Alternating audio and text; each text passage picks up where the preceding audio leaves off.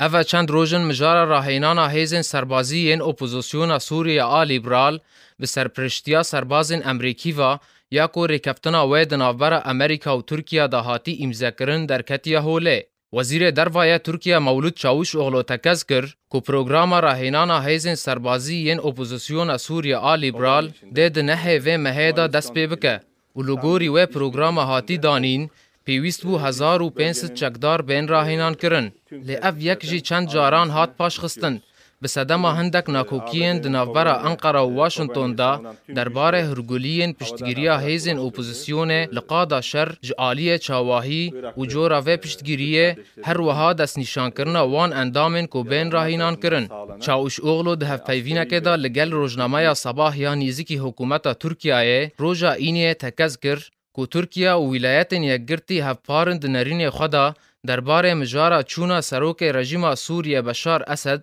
و هر جوره چاراسریه که کود پیش روژا سوریه دا بجی کرن و سربار کر کو تو آریشه سیاسی یا ناکوکی نمانه و لگوری پروگراما که وزیر دروایه ترکیه اشکره کری ده اف چکدار لسر چند قوناغان بین پرورده کرن و ده هر قوناغا که دا 300 شروان هبن آنگو بداویا ساله را ببن 2000 چکدار. سرباری وی که روژا پنجشنبه جی روزنامه حریت را گهاند بو که 123 سربازین امریکی گهشتن ترکیه جبور راهینانا چکدارین اپوزیسیون سوریا لگوری و ریکفتنا دنافبرا ترکیه و امریکا دمها شباتا ای سال دا. لگوری و روزنامه که چل جوان سربازان چونه بنکه سربازی هروانلی لنیزیکی باجار کرشهیر لآنادول و همان روزنامه اشکره کرجی که ترکمن سوریا هیزا سرکه دناف و لیسته مشقو راهینانا هاتیه پیشکش کرن.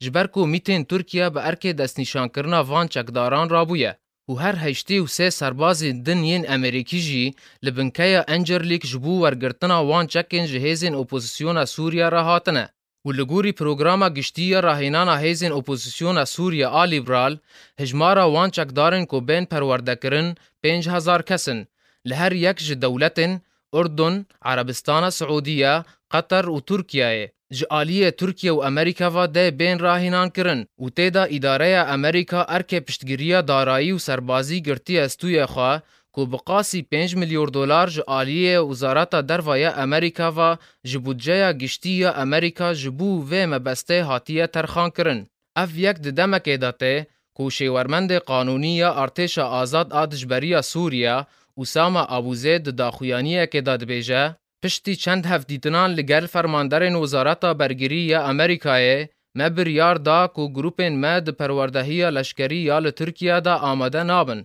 جبر کو قوناغین بین جمر را نهاتنه زلال کرن